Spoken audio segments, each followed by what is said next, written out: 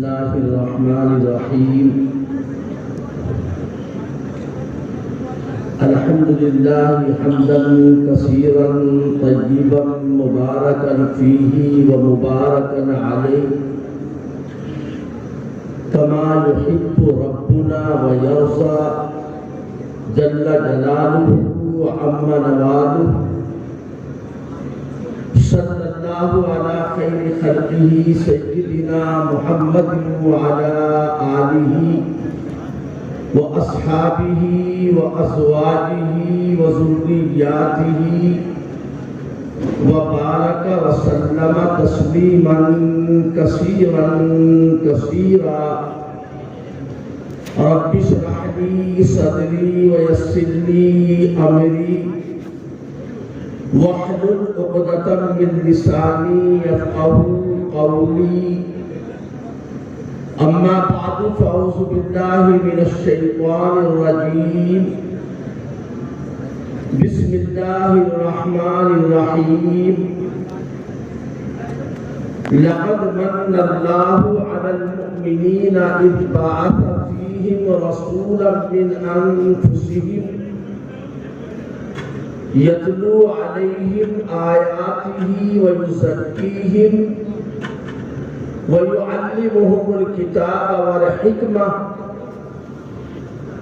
وإن كانوا من قبل لفي ضلال مبين صدق الله العلي العظيم وقال النبي صلى الله عليه وسلم إنما بعثت معلما وقال عليه السلام بعثت لأتمم مكارم الأخلاق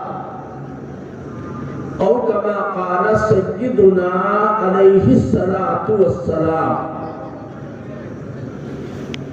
درفشانی نے تیری قدروں کو دریا کر دیا دل کو روشن کر دیا آنکھوں کو بینا کر دیا خود نہ تھے جو راہ پر اوروں کے ہادی بن گئے کیا نظر تھی جس نے مردوں کو مسیحا کر دیا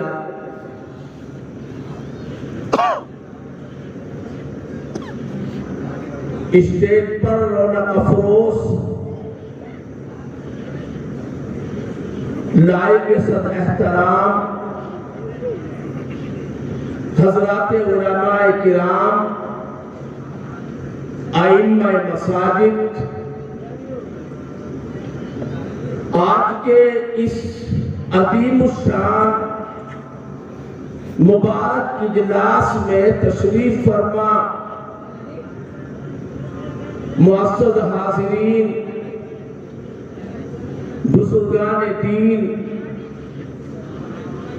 نوجوان دینی بھائیوں عزیز دوستوں اور پس پردہ تشریف فرما ہماری اسلامی ماؤں اور بہنوں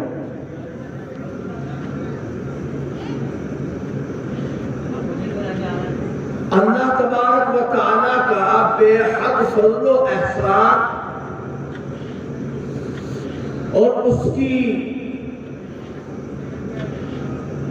بے نہایت عنایت و مہربانی ہے کہ اللہ پاک نے ہمیں دین اسلام عطا فرمایا مسلمان بنایا دین اسلام اللہ کا پسندیدہ دین ہے وَرَضِيتُ لَكُمُ الْإِسْلَامَ دِينًا اللہ کے نزدیک دین صرف اسلام ہی ہے إِنَّ الدِّينَ عِنْدَ اللَّهِ الْإِسْلَامِ اس دین اسلام کے علاوہ دنیا میں کوئی اگر دوسرا دین تلاش کرے تو ہرگز اللہ کے یہاں اسے قبول نہیں کیا جائے گا وہ نقصان اور خسارے میں رہے گا۔ وَمَن يَبْتَغِ غَيْرَ الْإِسْلَامِ دِينًا فَلَن يُقْبَلَ مِنْهُ وَهُوَ فِي الْآخِرَةِ مِنَ الْخَاسِرِينَ۔ دین اسلام ہر اعتبار سے ایک کامل مکمل دین ہے۔ اللہ پاک نے اعلان فرمایا الْيَوْمَ أَكْمَلْتُ لَكُمْ دِينَكُمْ،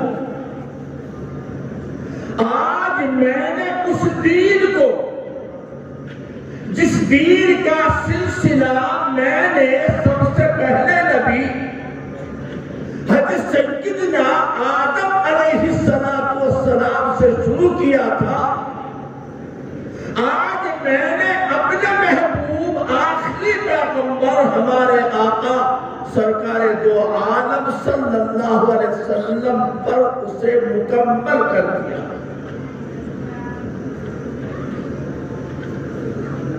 اللہ پاک نے جس طرح یہ احسان فرمایا کہ ہمیں مسلمان بنایا، ایسے ہی اللہ پاک نے ہماری ہدایت کے لیے،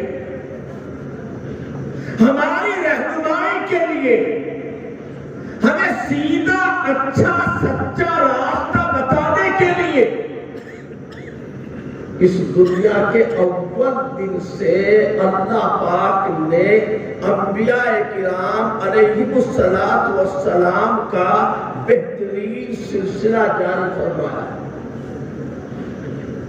دنیا میں کوئی علاقہ، کوئی خطہ، کوئی قوم ایسی نہیں گزری کہ جس قوم کی طرف، جس خطے کی طرف، جس امت کی طرف اللہ کی طرف سے کوئی بتانے والا، ڈرانے والا، ہدایت کا راستہ بتانے والا نہ آیا۔ اللہ نے فرمایا وَلِكُلِّ قَوْمٍ هَادٍ، ہم نے ہر قوم کے لیے کوئی نہ کوئی ہادی، ہدایت کا راستہ بتانے والا دنیا کے اندر بھیجا ہے۔ وَإِن مِّنْ أُمَّةٍ إِلَّا خَلَا فِيهَا نَذِيرٌ، کوئی امت دنیا میں ایسی نہیں گزری کہ اس امت میں اللہ کی طرف سے کوئی ڈرانے والا نہ آیا ہو۔ جو نبی آیا، پیغمبر آیا، جس قوم کی طرف آیا، اسی قوم کی بولی بولتا ہوا آیا، اسی قوم کی زبان لے کر آیا۔ وَمَا أَرْسَلْنَا مِن رَّسُولٍ إِلَّا بِلِسَانِ قَوْمِهِ، ہم نے جس پیغمبر کو بھیجا، جس قوم کی طرف بھیجا، اسی قوم کی بولی بولتا ہوا، اسی قوم کی زبان میں بھیجا۔ اللہ پاک نے ہم پر یہ بہت بڑا احسان فرمایا کہ اللہ پاک نے ہمیں زندگی گزارنے کا طریقہ سکھانے کے لیے، ہمیں ہماری زندگی کا مقصد بتانے کے لیے، منشأ تخلیق کیا ہے، مقصد تخلیق کیا ہے، ہم دنیا میں کیوں آئے ہیں، اللہ نے ہمیں کیوں پیدا کیا ہے، اپنی پیدائش کے دنیا میں آنے کے مقصد کو ہمیں کس نے بتایا؟ انبیاء کرام علیہ السلام نے ہمیں ہماری زندگیوں کا مقصد، پیدائش کا مقصد بتایا۔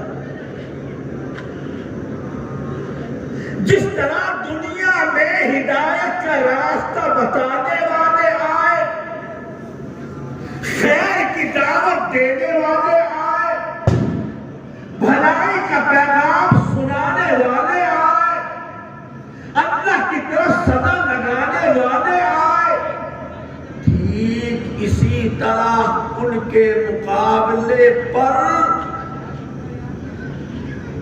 خیر کی دعوت کو کنڈم کرنے والے، خیر کے مقابلے پر شر پھیلانے والے، ہدایت کے مقابلے پر ضلالت اور گمراہی پھیلانے والے دنیا والوں کو، اللہ کے بندوں کو سیدھے راستے سے ہٹانے والے بھی آئے. یعنی خیر اور شر کا، بھلائی اور برائی کا، حق اور باطل کا، کفر اور اسلام کا، سچ اور جھوٹ کا، اول دن سے دنیا میں معرکہ ہوتا آیا ہے، مقابلہ ہوتا آیا ہے، حق کے مقابلے پر باطل آتا رہا ہے، تصادم ٹکراؤ ہوتا رہا ہے. یاد ہے آپ کو اللہ پاک نے جب حضرت سیدنا آدم علیہ السلام کو پیدا فرمایا، پیدا فرما کر کے حکم دیا اسجدوا لآدم. ہمارا حکم ہے، ہمارے حکم سے آدم علیہ السلام کے سامنے سر جھکاؤ، سجدہ کرو. فسجد الملائکۃ کلھم اجمعون، تمام کے تمام فرشتے سجدہ ریز ہو گئے. سارے فرشتوں نے اللہ کے حکم کے سامنے اپنا سر تسلیم خم کر دیا، اپنا سر جھکا دیا. الا ابلیس، مگر ابلیس ابا، اس نے انکار کر دیا.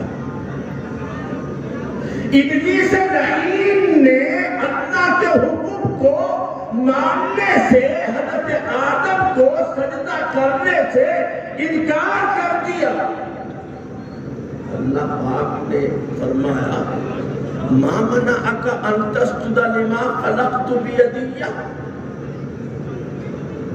جس کو میں نے اپنے ہاتھوں سے بنایا اس کے سامنے سر جھکانے سے تجھے کس نے روکا؟ ابلیس نے اللہ پاک کے بالکل کھلے ہوئے حکم کے سامنے اپنی عقل کا گھوڑا چھوڑایا، عقل چلائی، منطق بھگاری، فلسفہ پیش کیا. یاد رکھنا اللہ پاک کے حکم کے سامنے اپنی عقل چلانے کا نام شیطانیت ہے، ابلیسیت ہے، ضلالت ہے، گمراہی ہے.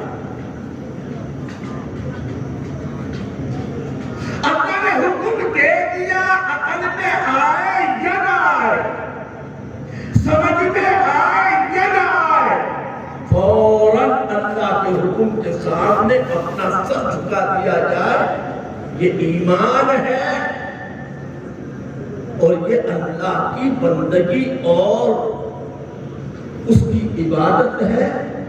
شیطان نے کیا عقل چلائی ہوئی؟ شیطان نے منطق پیش کی، فلسفہ پیش کیا اور یوں کہا خلقتنی من نار وخلقتہ من طین. آپ نے آدم کو مٹی سے بنایا اور مجھے آگ سے پیدا کیا. آگ کا کام کسی کے سامنے جھکنے کا نہیں. آگ کا جب بھی شعلہ جلتا ہے اوپر کو بلندی کی طرف کو چلتا ہے، نیچے کی طرف کو نہیں جھکتا ہے. مٹی کی فطرت ہے جھکنے کی. ڈھیلا اگر اوپر کو پھینکا جائے، جہاں تک آپ کے ہاتھ کا پریشر چلا جائے گا بیٹھ کر واپس زمین کی طرف آئے گا. میرے تو خبیر میں ہے ہی نہیں، میرے تو فطرت میں، طبیعت میں ہے ہی نہیں کہ میں جھکوں. مجھے آپ سے پیدا کیا گیا ہے. شیطان نے تکبر کیا. اچھا ہمارے سامنے عقل چلا رہا ہے، فلسفہ بھگا رہا ہے. اخرج منها فإنك رجيم، وَإِنَّ عَلَيْكَ لَعْنَتِي إِلَىٰ يَوْمِ الدِّينِ، نکل جا مردود کہیں گے یہاں سے، اب تیری گردن میں قیامت تک لعنت کا توپ پڑا رہے گا، تجھ پر لعنت اور پھٹکار برستی رہے گی۔ ہٹائی دیکھیے شیطان کی ابلیس لعین کی،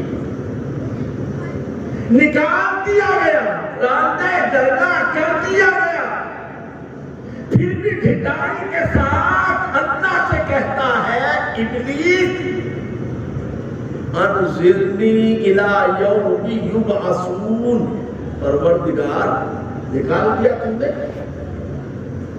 ایک کام اور آپ کر دے، قیامت تک مجھے مہلت دے دے، جو میرے جی میں آئے میں کروں، میں رسی ڈھیلی کر دے، مجھے آزادی دے دے۔ اللہ پاک نے فرمایا ٹھیک ہے فَإِنَّكَ مِنَ الْمُنظَرِينَ إِلَىٰ يَوْمِ الْوَقْتِ الْمَعْلُومِ، جب تیری کمر پہ رسی، تجھے آزادی، جو چاہے کر۔ جب شیطان کو مہلت مل گئی، آزادی کا پروانہ مل گیا، تو شیطان نے قسم کھا کے کہا فَبِعِزَّتِكَ لَأُغْوِيَنَّهُمْ أَجْمَعِينَ، تیری عزت اور جلال کی قسم پروردگار، اب میں تیرے بندوں کو کوئی کام کا نہیں چھوڑوں گا، تیرا ناشکرہ بنا کے چھوڑوں گا۔ شیطان نے، ابلیس نے قسم کھائی، اور اچھی طرح سنتے چلیے، ذہن میں بٹھاتے چلیے، ابلیس لعین نے یہ بھی کہا کہ میں صرف تیرے بندوں کے پاس برے برے راستوں ہی سے نہیں آؤں گا، میں تیرے بندوں کے پاس غلط قسم کے راستوں ہی سے نہیں آؤں گا، بلکہ لَأَقْعُدَنَّ لَهُمْ صِرَاطَكَ الْمُسْتَقِيمَ، میں ان کے سیدھے راستے پر آ کر بیٹھوں گا۔ اور شیطان نے کہا ثُمَّ لَآتِيَنَّهُمْ مِنْ بَيْنِ أَيْدِيهِمْ وَمِنْ خَلْفِهِمْ وَعَنْ أَيْمَانِهِمْ وَعَنْ شَمَائِلِهِمْ وَلَا تَجِدُ أَكْثَرَهُمْ شَاكِرِينَ، میں تیرے بندوں کے پاس سامنے سے آؤں گا، پیچھے سے آؤں گا، دائیں سے آؤں گا، بائیں سے آؤں گا، جس رخ سے بھی مجھے حملہ کرنے کا موقع ملے گا چوکوں گا نہیں، حملہ کر کے رہوں گا، اور تیرے بندوں کو تیرا ناشکرہ بنا کے چھوڑوں گا۔ سننے آپ، وہ دن ہے، آج کا دن ہے، میں کہا کرتا ہوں شیطان جب اپنی اصلی شکل میں آئے اتنا خطرناک نہیں ہوتا جتنا خطرناک اس وقت ہوتا ہے جب شیطان نیکی کا روپ ڈھال کر ڈھونگی بن کر کے آئے۔ آپ سوچ رہے ہوں گے کہ شیطان نیکی کے راستے کیسے آتا ہے؟ بہت ساری مثالیں پیش کی جا سکتی ہیں، شیطان کیسے کیسے نیکی کے راستے آتا ہے۔ میں سب سے پہلے آپ کے سامنے ایک مثال پیش کروں۔ آپ کے گھروں میں کیلنڈر، دکانوں میں، مکانوں میں، کارخانوں میں کیلنڈر لگے ہوئے آپ کو نظر آئیں گے، کہیں کہیں دیواروں پر ٹائلز بھی لگی ہوئی ہوتی ہے۔ ان کیلنڈروں کے اوپر لکھا ہوتا ہے قرآن کی آیت انما یرید اللہ لیذہب عنکم الرجس اہل البیت، موٹے لفظوں میں بیچ میں لکھا ہوتا ہے پاک 5 ٹن ہے بھی کیلنڈر ایسے نہیں دیکھے یا نہیں. اور پھر اس پر چند نام لکھے ہوتے ہیں. پہلا نام محمد صلی اللہ علیہ وسلم، علی رضی اللہ عنہ، فاطمہ رضی اللہ عنہ، حسن رضی اللہ عنہ، حسین رضی اللہ عنہ. یہ پانچ تن ہیں، یہ پانچ شخصیتیں ہیں. محمد، علی، فاطمہ، حسن، حسین، یعنی 5 تن کا عقیدہ. سچی بتاؤ اس کیلنڈر کے لگانے میں کوئی حرج ہے بھائی؟ ہم نے یہی سوچ کے تو لگایا ہے کہ اس کیلنڈر پر ہمارے آقا صلی اللہ علیہ وسلم کا نام مبارک، آپ کے داماد صحابی کے رسول چچا داد بھائی حضرت علی کرم اللہ وجہہ کا نام، آپ کے نگاہ کو شیخ حضرت فاطمہ رضی اللہ تعالی عنہ کے نام، حضرات حسنین کریمین کے نام. لیکن میں آپ کو سمجھانا بتانا چاہتا ہوں کہ اس نیکی کے نام پر شیطان کیسے داخل ہو رہا ہے. آپ سے پوچھتا ہوں کہ ترتیب کیا ہے؟ ترتیب یہ ہے محمد صلی اللہ علیہ وسلم آپ کے بعد کون ہے سب سے زیادہ بہتر، سب سے زیادہ برتر، سب سے زیادہ اعلیٰ، سب سے زیادہ افضل؟ کون ہے بھائی؟ حضرت ابوبکر. حضور کے بعد پہلا نمبر تمام صحابہ کے امام، افضل الصحابہ، سید الصحابہ، امام الصحابہ، خلیفہ اول، خلیفہ بلا فضل حضرت سیدنا ابوبکر رضی اللہ عنہ. ان کے بعد حضرت عمر رضی اللہ عنہ. ان کے بعد حضرت عثمان غنی ذو النورین رضی اللہ عنہ. چوتھے نمبر پر خلیفہ چہارم، خلیفہ راشد، داماد نبی حضرت علی رضی اللہ تعالی عنہ. مگر شیطان نے غیر شعوری طریقے پر ہمارے گھروں میں کیلنڈر لگوا دیا کہ محمد کے بعد علی ہے، ان کے بعد حضرت فاطمہ ہے، اور پھر حضرت حسن و حسین ہے. بس یہی 5 پاک تن ہیں.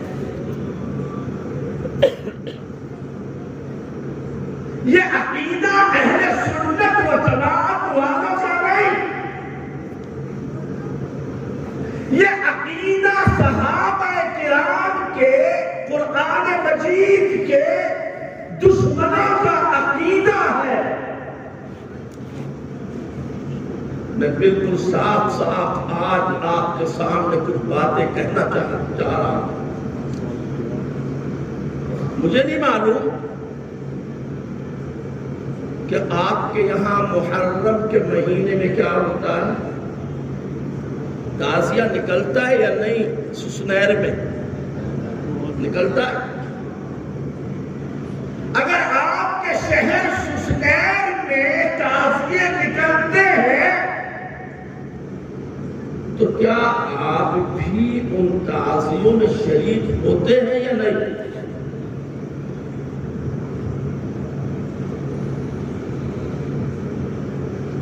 تعزیے داری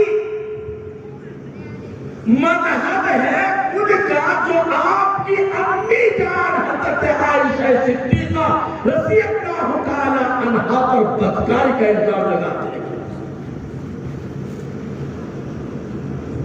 یہی تو ہے شیعہ، صاف صاف کو شیعہ مذہب. ڈنکے کی چوٹ بباغ تہم، کوئی شیعہ رہتے ہوئے ہرگز قیامت تک قرآن مجید پر اپنا ایمان ثابت نہیں کر سکتا۔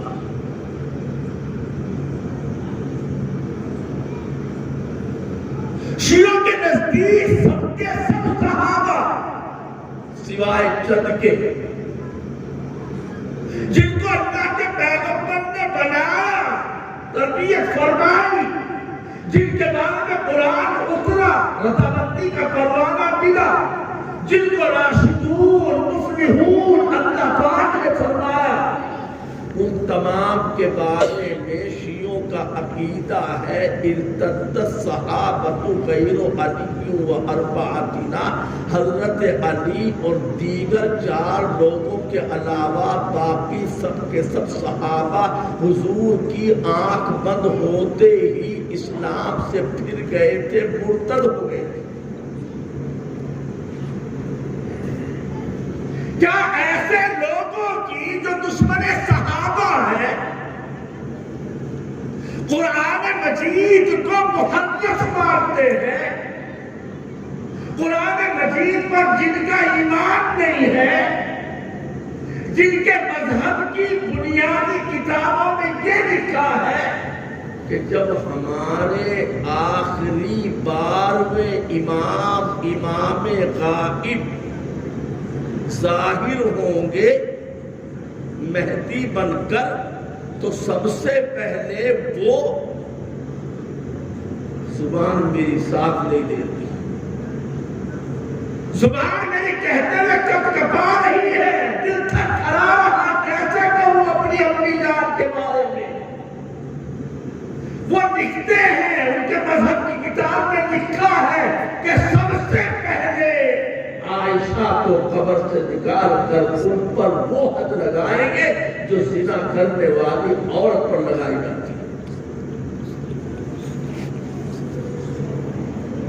اور جو کچھ کہہ رہا ہوں پورے اعتماد کے ساتھ، حوالوں کے ساتھ، کوئی اگر چاہے ان کی کتابوں میں یہ حوالے دکھانے کے لیے میں تیار ہوں۔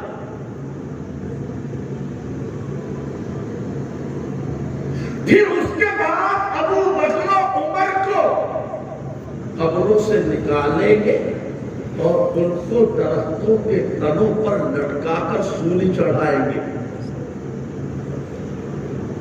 کون ہے یہ امام غائب؟ ان کا بھی سنو افسانہ۔ شیعوں کا عقیدہ ہے ہمارے 12ویں امام غائب جن کا نام محمد بن حسن عسکری ہے، ان کے وہاں ہمارے 12ویں امام محمد بن حسن عسکری 4 سال کی عمر میں، یاد رکھیے گا لفظوں کو، 4 سال کی عمر میں اصلی قرآن لے کر، حضرت سلیمان کی انگوٹھی لے کر، حضرت موسیٰ علیہ السلام کا عصا لے کر، دیگر نبیوں کے معجزات لے کر، ساری چیزوں کی گٹھلی باندھ کر، یہ 4 سال کا بچہ اچکا بدماش چور لے کر کے غار سرمن رہا، جو سامرہ عراق کے علاقے میں ایک جگہ ہے، وہاں پر ایک غار ہے جس کا نام ہے غار سرمن رہا، اس کے اندر گھس گئے۔ میں نے دیکھی وہ جگہ، عراق گیا ہوں، سامرہ بھی گیا ہوں، غار سرمن رہا بھی دیکھیے۔ میں نے وہاں بیٹھے مجاور سے پوچھا اینا اختفى الامام، بھیا امام کہاں چھپے؟ کہا کہ اختفى الامام فی هذا الغار، ہمارا امام اس غار کے اندر چھپ گیا۔ میں نے پوچھا کیسے اختفى الامام فی هذا الغار، اس غار میں امام صاحب کیسے چلیں گے؟ کہا کہ یہ تو میں نہیں جانتا کیسے چلیں گے۔ یہی وہ 12واں امام ہے، امام غائب محمد بن حسن عسکری۔ 12 اماموں کو تمام شیعہ اثنا عشری امامیہ یہ لوگ مانتے ہیں، اور 12 امام کیسے ہیں؟ یہ نبیوں کی کوئی اوقات نہیں ان کے سامنے، ان اماموں کے سامنے نبی کا کوئی مرتبہ نہیں۔ ان کی کتاب حیات القلوب میں لکھا ہے مرتبہ امامت بالا ترست از مرتبہ نبوت، امامت کا مرتبہ نبوت سے زیادہ بلند و بالا ہے۔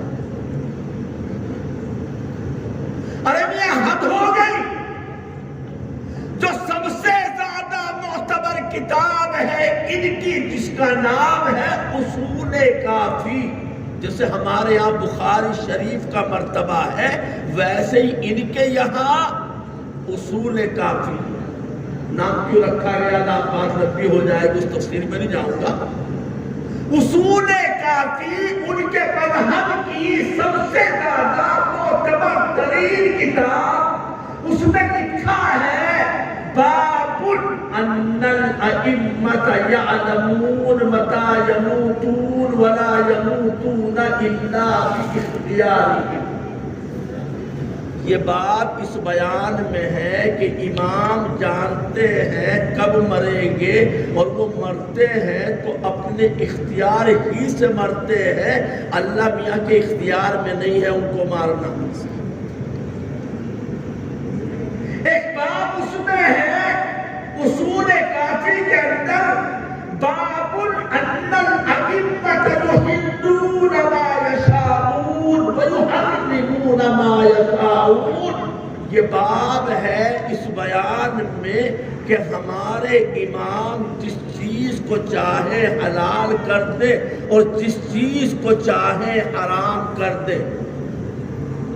اللہ کے نبی کو یہ اختیار نہیں ہے کہ جو چیز چاہے اللہ کا نبی حلال کر دے اپنی طرف سے، جس چیز کو چاہے حرام کر دے اپنی طرف سے۔ اللہ پاک نے قرآن میں فرمایا یا ایھا النبی لم تحرم ما احل اللہ لک، جس چیز کو اللہ نے تیرے لیے حلال کیا ہے اے نبی آپ اس کو کیوں حرام کر رہے؟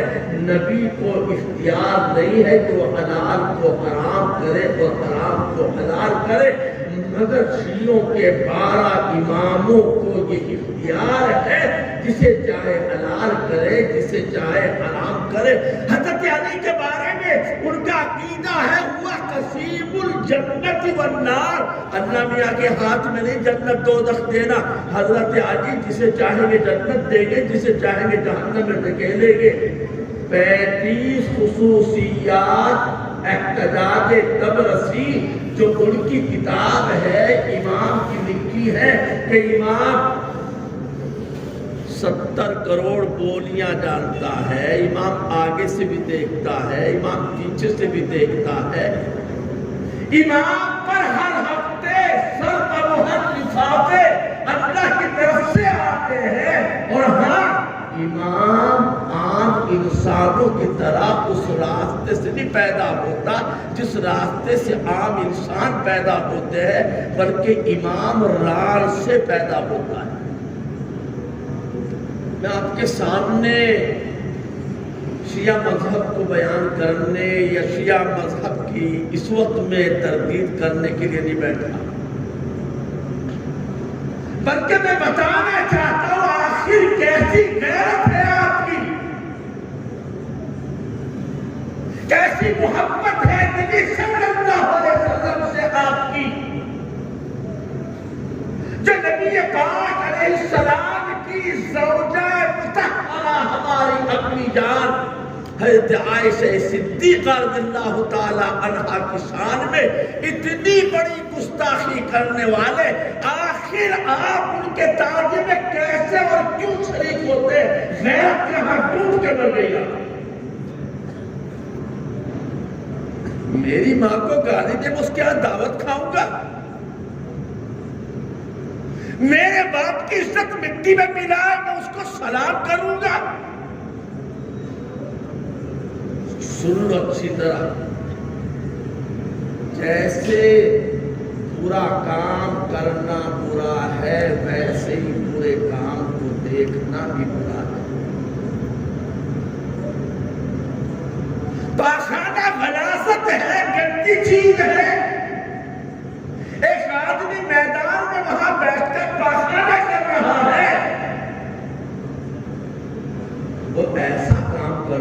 تو گندا ہے، ناپاک ہے، غلاظت ہے، تو کیا آپ کے لیے اس کو دیکھنا جائز ہے؟ کیا آپ منہ کر کے نیچے کو جھانک کے دیکھیں؟ جب تعزیہ داری اسلام میں حرام ہے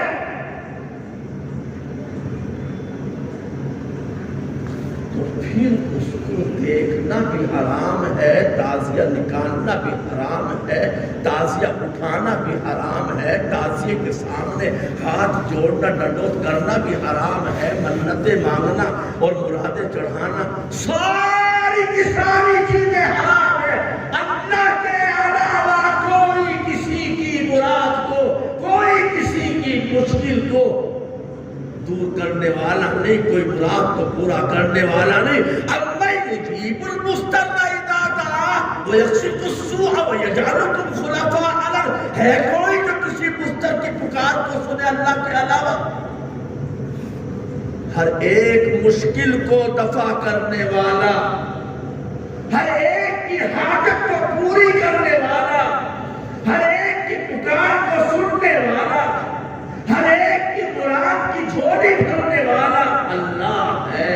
اللہ کے علاوہ کسی دوسرے کے سامنے سر جھکانا، اللہ کے علاوہ کسی دوسرے کے سامنے سجدہ کرنا، اللہ کے علاوہ کسی دوسرے کے سامنے ایسی ہیئت جسم کی ایسی بناوٹ بنانا جیسی اللہ کے سامنے بنائی جاتی ہے، ناجائز ہے اور حرام۔ یہ بہت بڑا کفر۔ ان الشرک لظلم عظیم، شرک سے زیادہ بڑھ کوئی بڑا ظلم نہیں ہے۔ میرے آقا صلی اللہ علیہ وسلم نے اپنے صحابی کو 10 باتوں کی نصیحت کرتے ہوئے فرمایا، لا تشرکن باللہ شیئا وَإِذْ قُتِلْتَ أَوْ حُرِّقْتَ أَوْ صُلِّبْتَ أو کما قال علیہ السلام، دیکھ ہرگز اللہ کے ساتھ کسی کو شریک نہ کرنا، چاہے تیرا قیمہ بنا دیا جائے، تجھے ٹکڑے ٹکڑے کر دیا جائے، تجھے آگ میں جھونک دیا جائے، تجھے سولی پہ چاہے چڑھا دیا جائے، اللہ کے ساتھ کبھی بھی شرک نہ کرنا۔ ایک مسئلہ سن لیجئے، شرک کرنا تو ہے ہی بری بات، سب سے بڑا ظلم ہے۔ ایسی حالت بھی اللہ پاک کو گوارا نہیں کہ تمہاری طرف سے دیکھنے والا غلط فہمی میں پڑھ کر تمہیں مشرک سمجھے۔ شرک نہیں کر رہے، اس کی 2 مثالیں میں آپ کو دینا چاہوں گا۔ اگر کوئی آدمی کھلے میدان میں، صحرا میں، جنگل میں نماز پڑھے، اس کے لیے حکم یہ ہے کہ اپنے سامنے سترا قائم کر لے۔ سامنے کوئی انگلی سے موٹی 1.5 فٹ کی ایک ہاتھ کی لمبی کوئی لکڑی کھڑی کر لے، اب اس کے سامنے سے کوئی گزرنا چاہے تو گزر جائے گا، سترا قائم کر لے۔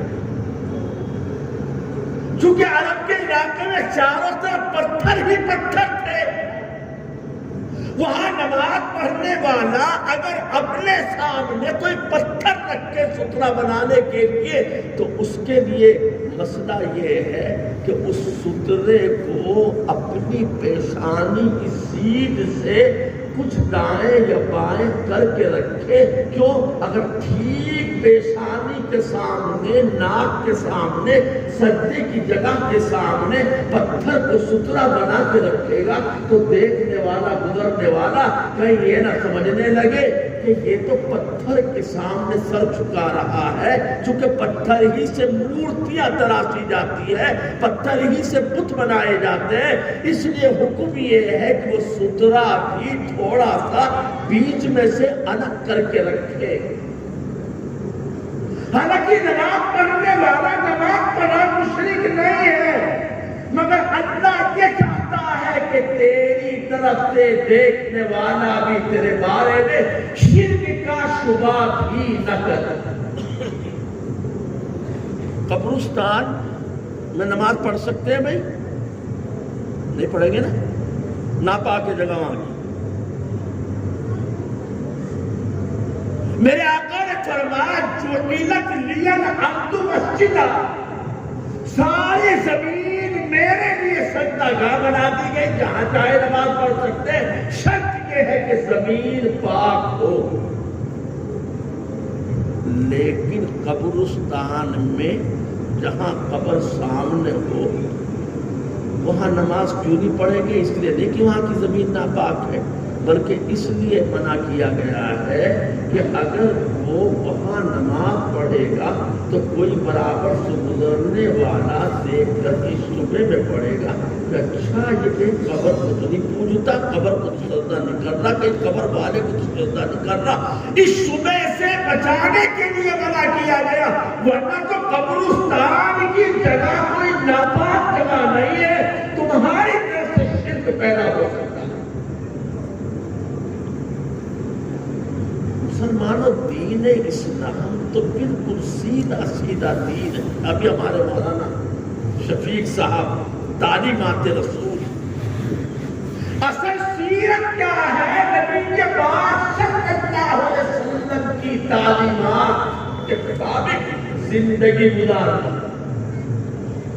ہم محبت کرنے والے، ہم نبی سے عشق کرنے والے، ہم محبت کا نعرہ لگانے والے، ہم عشق کا جھنڈا اٹھانے والے، ہم شہدائے نبی ہیں، ہم عاشقان رسول ہیں۔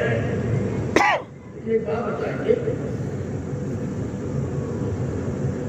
اصل محبت کرنے والا وہی تو کہلائے گا جو محبوب کے منشا کے مطابق چلے۔ میں آپ کے گھر پر مہمان آیا، آپ نے مہمان کے لیے قیمہ بنایا، 1 کلو قیمے میں پاؤ بھر مرچیں ڈالی۔ جب کھانے کے لیے مہمان کو بلایا اور پہلا ہی لقمہ لگایا تو دن میں تارے نظر آ گئے، مہمان کو 1 کلو قیمے میں 250 گرام مرچیں۔ اب وہ میزبان کہنے لگے اصل میں ہمارے گھر میں ہماری دادی کو بھی مرچیں بڑی پسند تھی، ہماری نانی کو بھی بہت پسند تھی، ہم کو بھی ماشاءاللہ بہت پسند ہے، اس لیے ہم نے مرچیں ڈالی۔ ارے اللہ کے بندے، تیری دادی کو، نانی کو، اپنی جان کو زیادہ مرچیں بہت پسند تھی، تو نے دعوت دادی کی ہے کہ میری کی ہے؟ جب میری دعوت کی ہے تو میرے منشا کے مطابق، میرے مزاج کے مطابق تو کھانا بنانا چاہیے، دادی کی تھوڑی دعوت کی ہے۔ ہم نبی سے محبت کرنے والے ہیں تو اپنے محبوب کے منشا کے مطابق، اپنے محبوب کی چاہت کے مطابق، اپنے محبوب کے کہنے کے مطابق۔ اصل میں بات یہ ہے، نبی کی ذات کا تو بڑا ڈھنڈورا پیٹتے ہیں مگر نبی کی بات کو نہیں مانتے۔ نبی کی ذات کو بھی مانو، نبی کی بات کو بھی مانو۔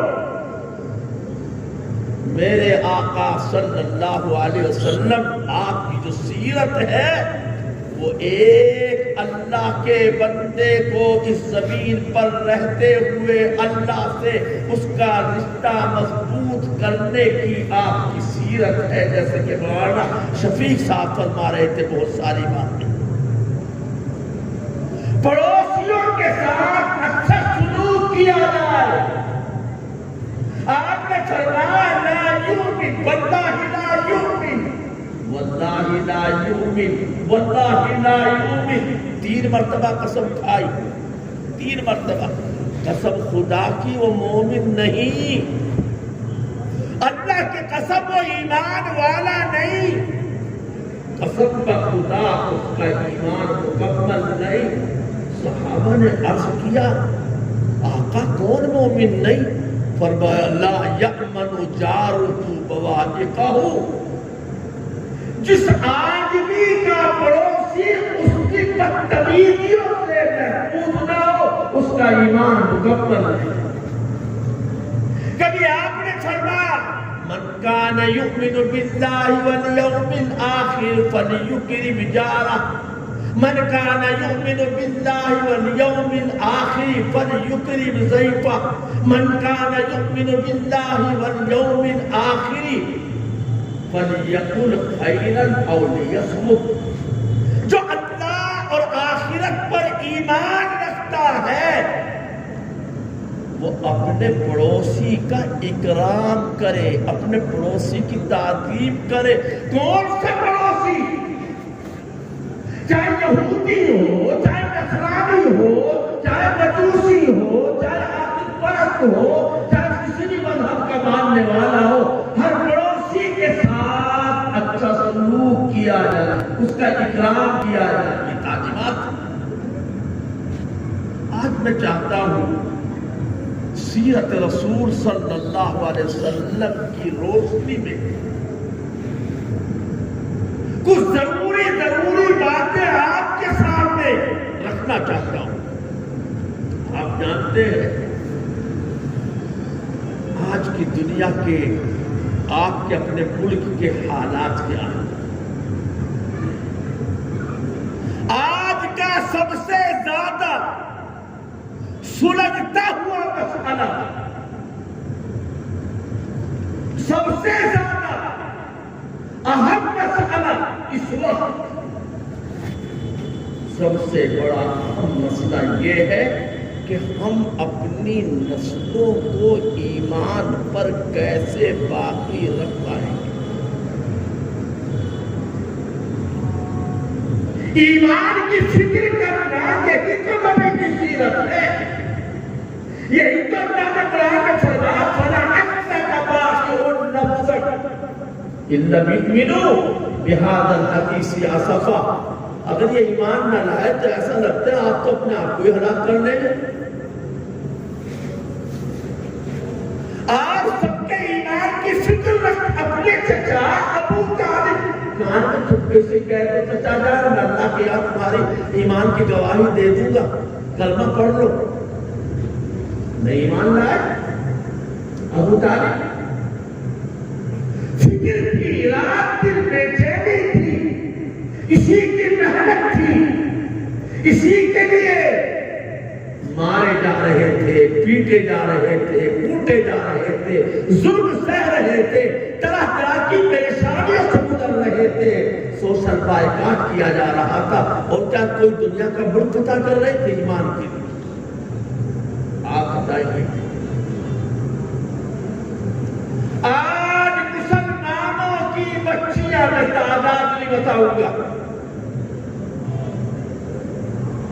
آج ہماری مسلمانوں کی بچیاں بڑی تیزی کے ساتھ غیر مسلموں کے ساتھ چلی جا رہی ہیں. آپ کے قریب کے علاقے کی ایک صاحب نے رپورٹ سنائی. باپ بہت بڑا آدمی ہے، بیٹی غیر کے ساتھ چلی گئی، بیٹا بھی اونچی پوسٹ کے اوپر ملازمت پر ہے.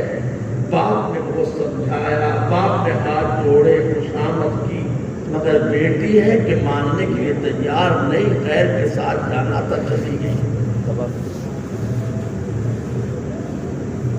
کیا اپنی بیٹیوں کے ایمان کو، اپنی عزت سے بچانے کو اور ان کی ایمان کی حفاظت کرنے کو ہمیں مکلف نہیں بنایا گیا؟ کیا یہ ذمہ داری ہر باپ کی، میری اور آپ کی، سماج کے ذمہ دار طبقے کی نہیں ہے؟ ہم نے اپنے بچوں کے ایمان کو بنانے کی، ایمان کو بچانے کی، مرتد ہونے سے ان کی حفاظت کی کیا ذمہ داری نبھائی ہے؟ آج سیرت رسول کو سامنے رکھ کر ہمیں اتباع کرنا ہے. میں ایک مثال دیا کرتا ہوں سمجھانے کے لیے. اب تو مہم کچھ کم ہو گئی، مشن کم ہو گیا. اب سے پہلے ہمارے ملک میں ایک تحریک چلی، ایک مشن چلا، ایک مہم چلی، جگہ جگہ دیواروں پر لکھا گیا 2 بوند زندگی کی. پولیو ڈرا،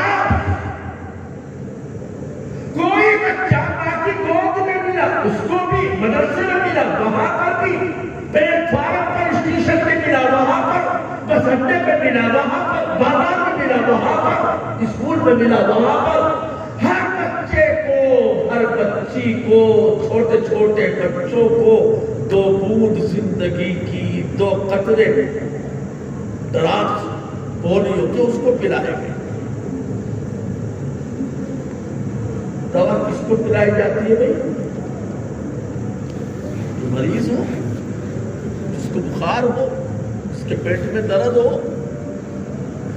ایک آدمی اچھا ہے، ٹھیک ہے، چل رہا ہے، دوڑ رہا ہے، نہ پاؤں میں تکلیف ہے، نہ لگڑا ہے، نہ لولا ہے، نہ لنجا ہے، نہ افاقی ہے، آخر اس کو یہ دوا کیوں پلائی جا رہی؟ کیوں پلائی جا رہی؟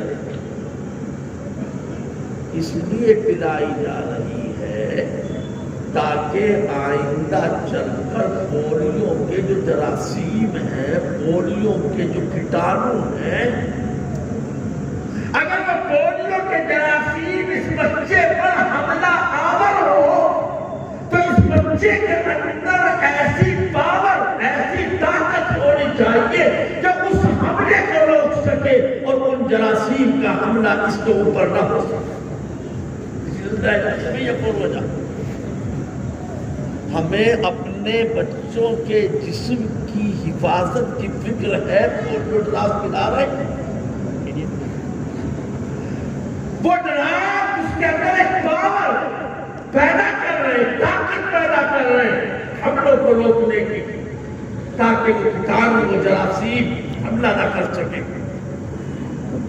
یہ بتلائیے ہمارے بچوں پر غیروں کی چالاکیوں کا، غیروں کی مکاریوں کا، شیطانی چالوں کا، ہمارے بچوں پر جو حملہ ہو رہا ہے رات دن، ہم نے اپنے بچوں کو کون سا ٹارگٹ ایسا پلایا ہے کہ وہ حملہ کرنے والے اپنے حملے میں ناکام ہو جائے اور اس کے اندر وہ پاور موجود ہو کہ یہ اس حملے کو روک سکے اور قوت کے ساتھ اس کا مقابلہ کر سکے. ہے بھائی کوئی جواب آپ حضرات کے پاس میرے اس سوال کا جو بتائے کہ ہم نے اپنے بچوں کو یہ ٹانک پلایا ہے،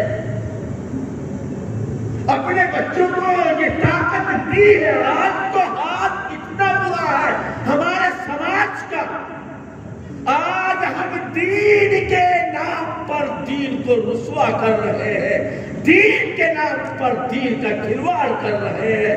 دین کو آج ہم نے کھیل کود میں بدل دیا ہے. آج دین کو ہم نے ماڈرنائز کرنے کے چکر میں ہم پڑ گئے. مسلمان کب نظر آتا ہے؟ محرم کے جلوس میں، تعزیہ داری میں، ربیع الاول کے جھنڈا اٹھانے والے دن اور عید بقرعید کو. باقی مسلمان ڈھونڈو، ملے گا کہیں؟ یہ محرم میں جو کچھ ہوتا ہے، ابھی ہمارے قاضی صاحب نظم پڑھ رہے تھے، کربلا کی بات کر رہے تھے، حق و باطل.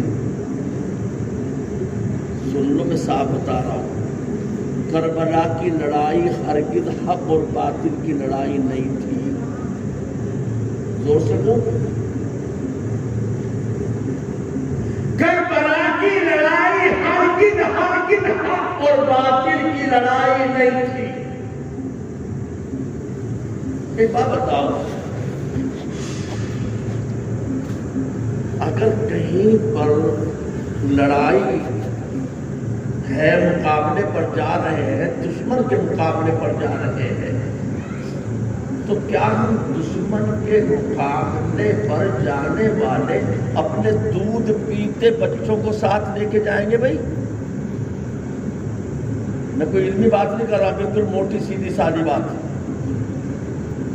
اس دوسرے پہننے والوں سے ہمارے پہننے والوں کی لڑائی ٹھن گئی تو کیا ہم اپنے گھر کی پردہ نشین خواتین کو اور دودھ پیتے بچوں کو ساتھ لے کر دشمن کے مقابلے پر جائیں گے؟ ہاں یا نہیں؟ جائیں گے؟ حضرت حسین رضی اللہ تعالی عنہ جو ہماری آنکھوں کا تارا ہے، جو جگر گوشہ بطور ہے، جو میرے آقا کے لاڈلے ہیں، حضرت حسین رضی اللہ تعالی عنہ کے ساتھ 72 جانے والوں میں دودھ پیتے شیرخوار علی اصغر بھی ہے. آپ کے ساتھ وہ بھی ہیں جن کے پیروں کے قدموں کو کبھی ستاروں نے بھی نہ دیکھا ہوگا. حضرت زینب بھی ہے، آپ کی بہنیں بھی ہیں، گھر کی خواتین بھی ہیں. تو کیا حضرت حسین رضی اللہ تعالی عنہ مکے سے کربلا کسی سے لڑنے جا رہے تھے؟ کسی کا مقابلہ کرنے جا رہے تھے؟ اگر مقابلہ کرنے، کسی باطل سے ٹکرانے، کسی کا خاتمہ کرنے، کسی کو نیست و نابود کرنے، باقی کارسان گرم کرنے کے لیے آپ جاتے تو تلوار کے دھنیوں کو، مضبوط پہلوانوں کو، لڑائی کے مال کے سر کرنے والوں کو ٹیم بنا کر ساتھ لے کر کے جاتے، گھر کے دودھ پیتے بچوں کو لے کر نہ جاتے. سمجھ میں نہیں. آپ گئے کیوں گئے تھے؟ کوفے والوں نے آپ کو خط لکھے، موسم بڑا اچھا ہے، باغوں پہ بہار ہے، کھجوریں پک رہی ہیں، ہم آپ کے شہدائی ہیں، آپ سے محبت کرنے والے ہیں، آپ جلدی سے تشریف لے آئیے. 12,000 خطوط کوفے والوں نے حضرت سیدنا حسین رضی اللہ تعالی عنہ کے پاس بھیجے. اتنے سارے خطوط آنے کی وجہ سے آپ اس طرح کوفہ تشریف لے گئے جیسا کہ کوئی آپ کا پیر ہو، سسنیر والوں کا کوئی مرشد ہو، اور سسنیر والے کہیں ہمارے علاقے کی آب و ہوا بڑی اچھی ہے، اس وقت میں موسم یہاں کا بڑا دل لبھانے والا ہے، حضرت آپ تشریف لے آئے، نواسوں کو بھی لیتے آئے، پوتوں کو بھی لیتے آئے، گھر میں عورتوں کو بھی لیتے آئے، 2-4-5 دن آ کر کے کھائے پیے، صحت اچھی ہو جائے گی، آب و ہوا بدل جائے گی. حضرت سیدنا حسین رضی اللہ تعالی عنہ اس لیے تشریف لے گئے تھے کوفے کے بلانے والوں کے خطوط آنے کے بعد. اچھا ایک بات بتاؤ، غزوہ بدر بڑی لڑائی ہے یا کربلا کی لڑائی؟ غزوہ بدر کا ذکر قرآن میں ہے، لقد نصرکم اللہ ببدر وانتم اذلہ. غزوہ بدر میں 5000 فرشتے اللہ پاک نے ایمان والوں کی بشارت کے لیے آسمان سے اتارے. غزوہ بدر جس میں شریک ہونے والوں کا مقام یہ ہے الدعاء عند ذکرہم المستجاب، ان کا نام لے کر جو دعا کی جائے گی کبھی رد نہیں ہوگی. غزوہ بدر جس میں خود ہمارے آقا صلی اللہ علیہ وسلم پر نفس نفیس شریک ہے، موجود ہے. لیکن آج اگر آپ سے سسنیر والوں سے میں پوچھوں، سوال کروں، بتاؤ بچوں، بتاؤ نوجوانوں، بتاؤ ہمارے ذمہ داروں، بدر کی لڑائی جس میں حضور شریک تھے، جس میں 313 صحابہ تھے، جس میں 5000 فرشتے آئے تھے، جس کا قرآن میں ذکر آیا، وہ کون سے مہینے میں ہوئی؟ بتائیے بھائی۔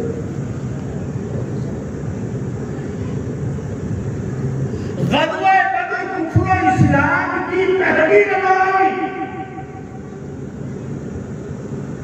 رمضان کے مبارک مہینے میں 17 رمضان کو ہوئی، مگر دنیا سے ایک ایسا پروپیگنڈا ہوا، غزوہ بدر بھول گئے، غزوہ احد بھول گئے، سید الشہداء حضرت حمزہ کی شہادت بھول گئے، حضرت سمیہ رضی اللہ عنہا کی شہادت ہمیں یاد نہ رہی، غزوہ حنین بھول گئے، لے دے کر کے مسلمانوں کو کربلا یاد رکھے۔ حضرت عثمان ذوالنورین جو کہتے تھے، عثمان کو معلوم ہے حضرت عثمان کے نام کے ساتھ کیا لکھا جاتا ہے؟ ذوالنورین۔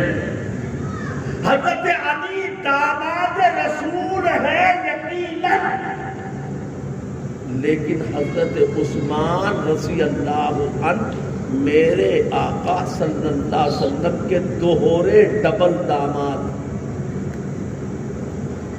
دنیا میں کوئی انسان اول دن سے آج تک ایسا پیدا نہیں ہوا کہ جس کے نکاح میں یکے بعد دیگرے ایک نبی کی 2 بیٹیاں آئی ہو سوائے حضرت عثمان ذوالنورین رضی اللہ تعالی عنہ۔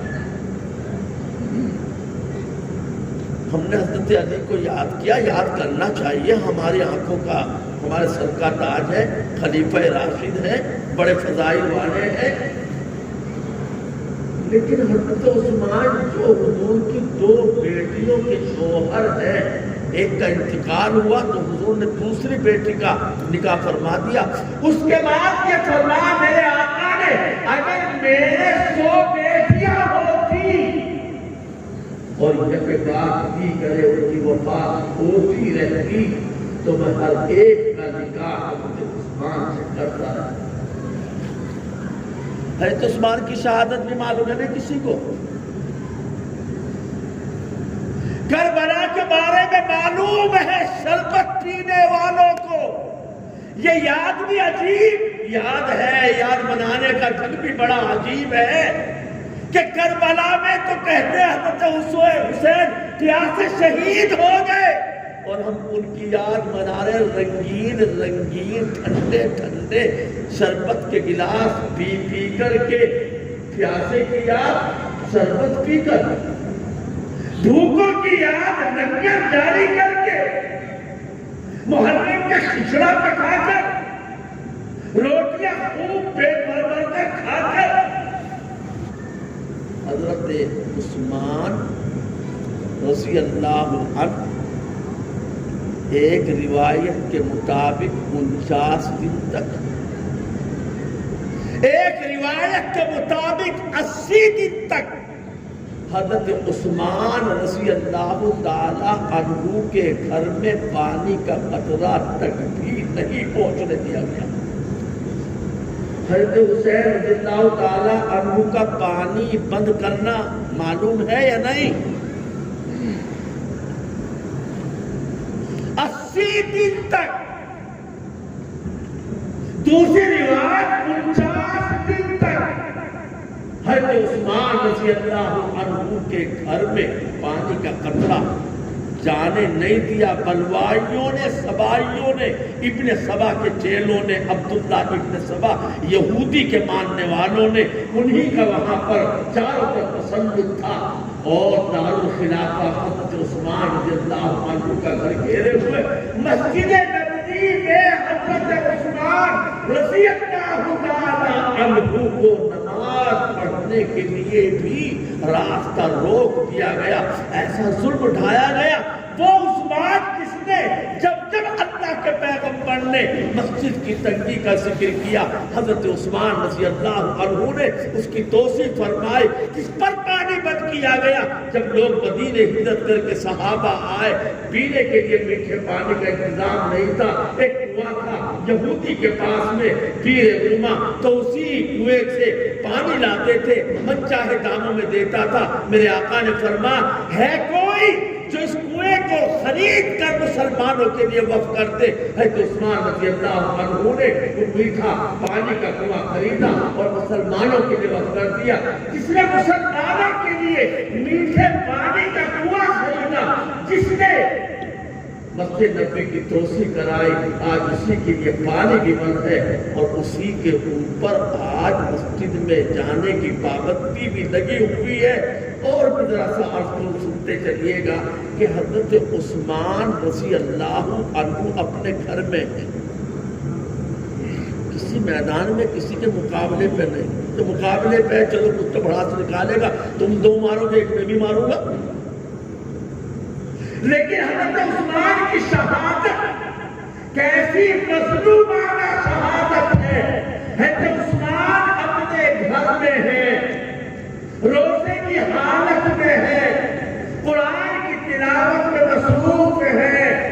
ابن سبا کے چہرے گھسے، دروازے پر حضرت حسن، حضرت حسین، محمد بن طلحہ اور حضرت علی کے غلام عنبر دروازے پر کھڑے ہو کے پہرا دے رہے۔ حضرت علی نے فرمایا خبردار دروازے سے کوئی فسادی گھسنے نہ پائے اندر۔ دروازے پر جب یہ فسادی آج دیکھا، اچھا حسن تم کھڑے ہو، حسین تم کھڑے، اچھا تم سے بھی نپٹیں گے، تم سے بھی نپٹیں گے کسی دن۔ دروازے سے جو گھس نہ سکے، پچھواڑے کی دیوار سے کود کر اندر گئے، اور حضرت عثمان رضی اللہ تعالی عنہ جب قرآن کی تلاوت میں مصروف تھے، آپ کے اوپر حملہ کیا گیا۔ پہلا حملہ تو آپ کی بیوی حضرت نائلہ رضی اللہ تعالی عنہ نے روک لیا، اور حضرت نائلہ کے ہاتھ کی ساری انگلیاں کٹ کر کے زمین پر گر گئی۔ حضرت عثمان نے بس اتنا فرمایا کتاک اللہ یدیک ورجلیک، اللہ تمہارے ہاتھوں کو کاٹے، اللہ تمہارے پیروں کو کاٹے۔ اس کے بعد روایتوں میں الفاظ یہ ہے فَخَلِقَهُ ثُمَّ ذَبَحَهُ، پھر حضرت عثمان کو ایسے ذبح کر دیا گیا جیسا کہ کسی مینڈے کو نکا کر کتی کے بل ڈال کر ذبح کیا جاتا ہے۔ مقابلہ کرو، معادلہ کرو۔ آج حضرت عثمان رضی اللہ عنہ کی مظلومانہ شہادت جو دوہرے داماد ہے، خلیفہ سادس ہے، خلیفہ راشد ہے، باحرا ہے، اور یہاں تک ہوا کہ حضرت عثمان رضی اللہ تعالی عنہ کے جنازے کو ان بلوائیوں نے جنت البقیع میں دفن بھی نہیں ہونے دیا، بلکہ جنت البقیع کے اس طرف کونے میں جس جگہ کا نام تھا کیشے کوکب، وہاں پر حضرت عثمان رضی اللہ تعالیٰ عنہ کی قبر بنائی گئی۔ بعد میں چل کر اب آ کر کے اس حصے کو جنت البقیع میں ملا دیا گیا ہے، ورنہ تو کونے میں ایک طرف الگ تھلگ عثمان رضی اللہ تعالیٰ عنہ کی قبر۔ یہ باتیں تو بہت ساری ہیں، عرض کرنے کی ہیں، بتانے کی ہیں، لیکن میں عرض کر رہا تھا کہ آج ہم نے اپنی نسلوں، اپنے بچوں کے ایمان کی حفاظت اور ارتداد سے بچانے کے لیے کیا تدبیر کی؟ دیکھ رہی ہیں ہماری آنکھیں، سن رہے ہیں ہمارے کان، ہم سوشل میڈیا پر اخبارات میں پڑھ رہے ہیں فلاں کی بیٹی، فلاں کی بیٹی، اس کی بیٹی، اس کی بیٹی، مسلمان کی بیٹی، ایماندار کی بیٹی اپنے کلاس میٹ کے ساتھ، اپنے کسی دوست کے ساتھ، بوائے فرینڈ کے ساتھ، ماں باپ کو چھوڑ کر، اسلام چھوڑ کر غیروں کے ساتھ چلی گئی۔ وہ کیوں نہیں جائے گی؟ شاید یہاں ہماری مائیں بہنیں بھی بیٹھی ہوئی ہیں۔ آج کل عورتوں کو جال میں پھنسانے کی بڑی کوشش کی جا رہی ہے، چونکہ عورتیں عقل کی کمزور ہوتی ہے۔ اللہ کے پیغمبر نے انہیں ناقصات العقل کہا ہے۔ عورتیں احسان کی بڑی غلام ہوتی ہیں، ذرا سا احسان کر دو، جو چاہے کروا دو، جو چاہے کروا دو، اسی میں چل رہی ہے۔ نام تو مجھے معلوم نہیں آپ کے یہاں کس زمانے میں ہم آندھرا گئے تو وہاں پتا چلا کہ یہاں سادھنا نام کی اور شیرز مولا نام کی دو تنظیمیں کام کر رہی ہیں، اور دونوں تنظیمیں صرف عورتوں کو قرضہ دیتی ہیں۔ ایک عورت دوسری عورت کو چپکے سے بلا کے لے جاتی ہے، ایک عورت دوسری عورت کی بات کو بڑی جلدی مانتی ہے۔ شاید آپ کا علاقہ بھی محفوظ نہ ہوگا، عورتوں کو لون کے نام پر، مدد کے نام پر، ان کی امداد کرنے کے نام پر یہ تو کچھ کیا جا رہا ہے۔ یہی وہ چیزیں ہیں کہ کل چل کر کے پھر ان کو استعمال کیا جائے گا، عورتیں ان کا شکار بنے گی، ان کے جالوں میں پھنسے گی، ان کے احسانات کے تلے دبتی ہوئی چلی جائے گی۔ اس لیے مسلمانوں اپنے حالات کو،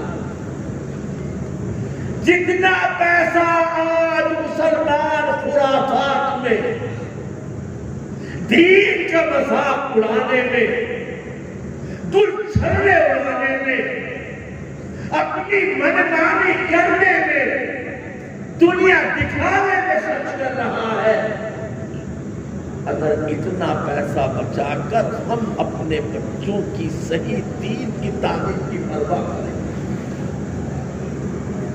میلاد کے نام پر پیسہ نالی میں بہانے والے، ان سے میں کہنا چاہتا ہوں اس پیسے کو دین کے خلاف، نبی کی شریعت کے خلاف، نبی کی تعلیم کے خلاف خرچ نہ کر کے اس پیسے کو اپنے شہر کی بیواؤں پر خرچ کر دو، اپنے محلے کی غریب بچیوں کی شادیوں پہ خرچ کر دو، اس لیے کہ ہماری بچیوں کا غیروں کے ساتھ جانا اس کی کئی وجہ ہے۔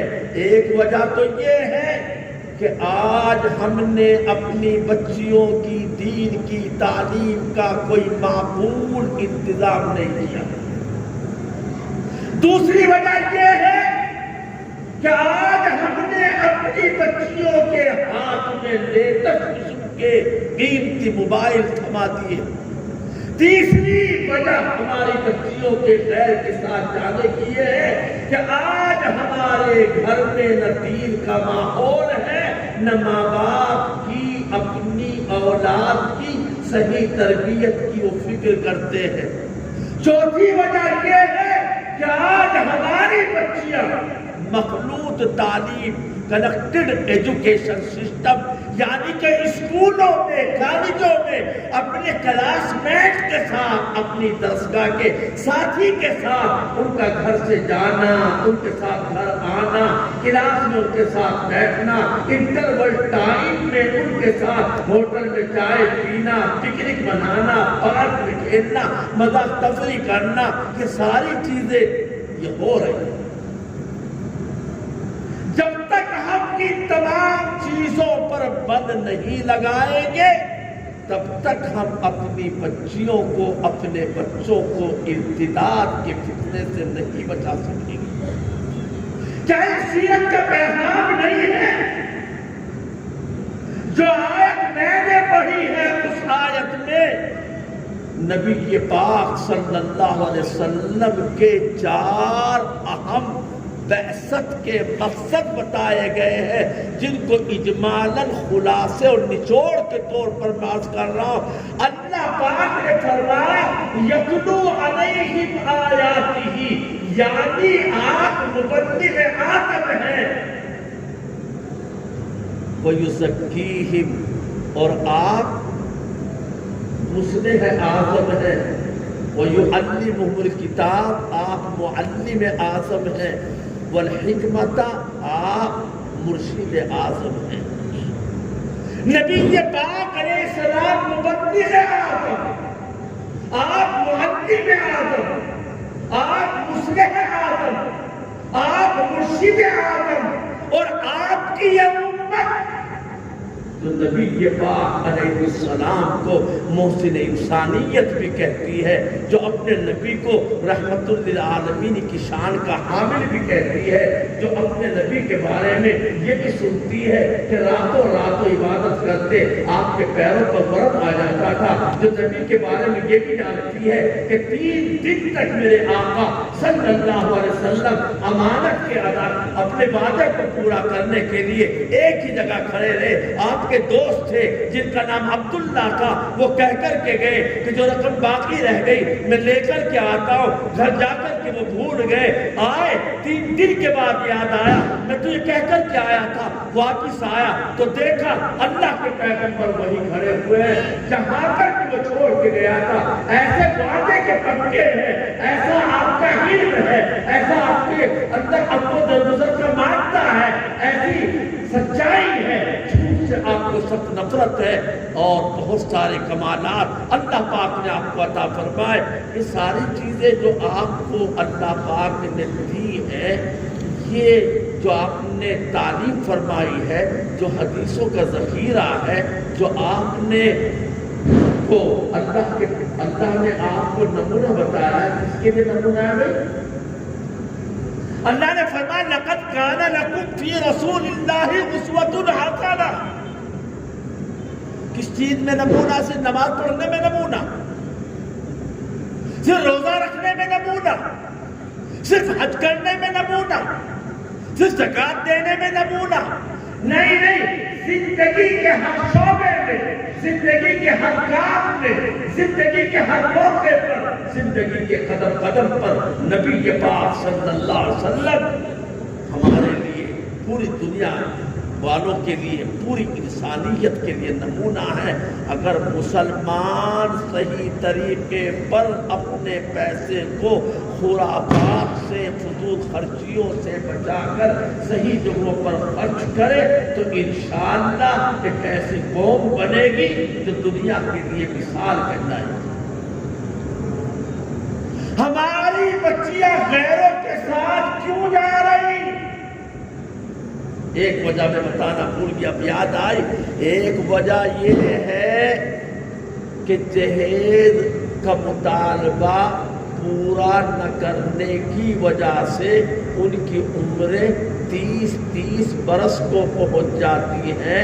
ایسی حالت میں بہرحال وہ انسان ہے، اس کے کچھ تقاضے ہیں، ان کی بھی اپنے کچھ سپنے خواب ہیں، ان کی بھی اپنی کچھ خواہشات ہیں، لہذا ایسی حالت میں وہ اپنے ان بشری تقاضوں سے مجبور ہو کر کوئی نہ کوئی فیصلہ کر بیٹھتی۔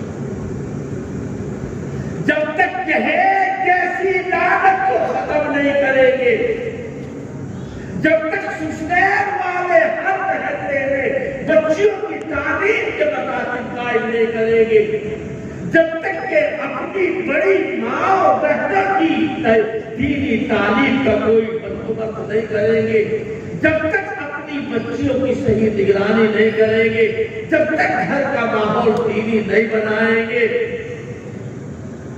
تب تک اپنی نسلوں کو ہم ایمان پر باقی نہیں رکھ پائیں گے، مرتد ہونے سے نہیں بچا پائیں گے۔ وقت زیادہ ہو رہا ہے، میں بھی تھکا تھکایا سا۔ قرآن مجید میں اللہ کے پیغمبر نے حدیثوں میں بڑی تاکید کے ساتھ اپنی اولاد کی تربیت کی فکر دلائی۔ اپنی اولاد کی تربیت کی فکر کرو۔ کیسی فکر؟ حضرت یعقوب علیہ السلام جب موت کا وقت بالکل قریب آ گیا، جانے والے ہیں، اب خود تم شہداء اذ حضر یعقوب الموت، جب موت بالکل سامنے آ گئی، فکر کی اولاد کی، اپنے بیٹوں کو بلا، اور بیٹوں کو بلا کر کے حضرت یعقوب نے پڑھتے وقت دنیا سے جاتے ہوئے آخری وقت اگر فکر کی اس کی نہیں دکان کا کیا ہوگا، کاروبار کا کیا ہوگا، زمینوں کا کیا ہوگا، آپ نے فکر کی، اس بات کی فکر کی کہ میرے بچوں مجھے یہ بتاؤ ما تعبدون من بعدی، تم میرے بعد میں کس کی عبادت کرو گے، میرے بعد تم کون سے راستے پر چلو گے، میرے بعد میں تم کس طرح کی زندگی گزارو گے؟ کون پوچھ رہا ہے؟ اپنے بچوں کی فکر کون کر رہا ہے؟ وہ کر رہا ہے جو خود نبی ہے، جس کا باپ نبی ہے، جس کا دادا نبی ہے، جس کا بیٹا نبی ہے۔ حضرت یعقوب کے بعد حضرت اسحاق نبی، حضرت یعقوب کے دادا حضرت ابراہیم نبی، حضرت یعقوب کے بیٹے حضرت یوسف نبی۔ نبوت کا خاندان ہے، جبرائیل اور فرشتوں کی آمد ہے، اللہ کی وحی وہاں اترتی ہے۔ جہاں نبی ہیں، نبیوں کا سلسلہ ہے، وہی اترتی ہے، فرشتے آتے، کیا وہاں بھی شیطان پر مار دے گا بھائی؟ باوجود اس کے کہ دادا نبی، باپ نبی، خود نبی، بیٹا نبی، فرشتوں کا جانا آنا، جبرائیل کا وحی لے کر آنا، تب بھی فکر ہو رہی ہے۔ اور بھیا ہمارا گھر تو موبائلوں سے بھرا ہوا، ہر ایک کے گھر میں، ہر ایک کے ہاتھ میں لیٹر موبائل، ہمارے گھر میں تو کوئی اس طرح کا ماحول بھی نہیں۔ جب اس طرح کے باقی ماحول والوں کو فکر ہو رہی تھی تو ہمیں آج کتنی فکر کرنی چاہیے؟ بس ایک واقعہ اور سنا کے بعد کو ختم کروں گا، ہماری مائیں بہن تشریف فرما ہے۔ ایک بات میں بتانا چاہتا ہوں کہ بچیوں کی نگرانی اور تربیت کیسی ہونی چاہیے، بچیوں کی خاص طریقے پر تربیت اور نگرانی۔ قرآن مجید میں اللہ نے حضرت مریم کا ذکر کیا۔ کون حضرت مریم؟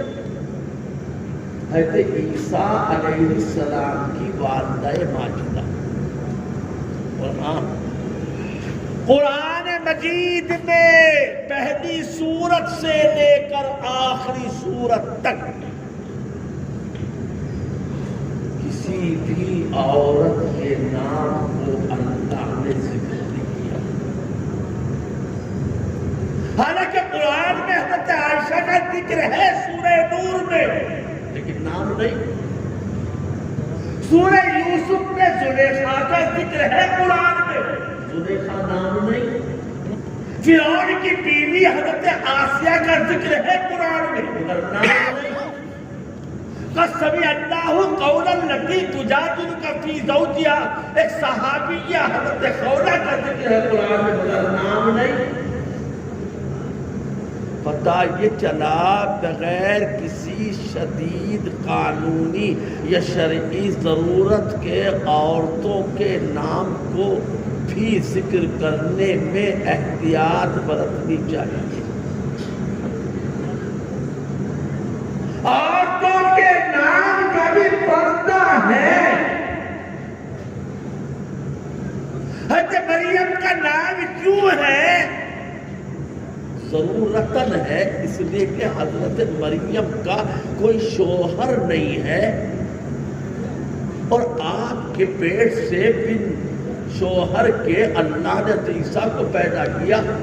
چونکہ ایک نبی کی نسبت ماں کی طرف ہے، نبی کی نسبت کو بتانے کے لیے تاکہ کل کوئی انگلی نہ اٹھا سکے، عیسیٰ بن مریم، عیسیٰ بن مریم، مریم کے بیٹے عیسیٰ، مریم کے بیٹے عیسیٰ، ضرورتاً اللہ نے ذکر کیا ہے۔ اور آج کیا صورتحال ہے؟ شادی بیاہ میں باقاعدہ اسٹیکر چھپوائے جاتے ہیں، گاڑیوں پر اسٹیکر لگوائے جاتے ہیں، ویٹ فلاں، اور آگے لڑکی کا اور لڑکے کا دونوں کا نا۔ اب تو ترقی کا زمانہ ہے میاں، اب تو اسٹیکر پسٹیکر تو بیچارے کمزور قسم کے لوگ لگاتے ہیں، پیسے والے تو باقاعدہ گاڑی کمپیوٹرائز کراتے ہیں، باقاعدہ سامنے اسکرین آتی ہے، کبھی دولہا کا نام چمکتا ہے، کبھی دلہن کا نام چمکتا ہے، گاڑی جگمگ جگمگ جگمگ چلتی چمکتی بھی چلتی ہے، اور شادی کا کارڈ جاتا ہے تو شادی کے کارڈ پر جس پر بسم اللہ الرحمن الرحیم نحمدہ و نصلی علی رسولہ الکریم، جس کے اوپر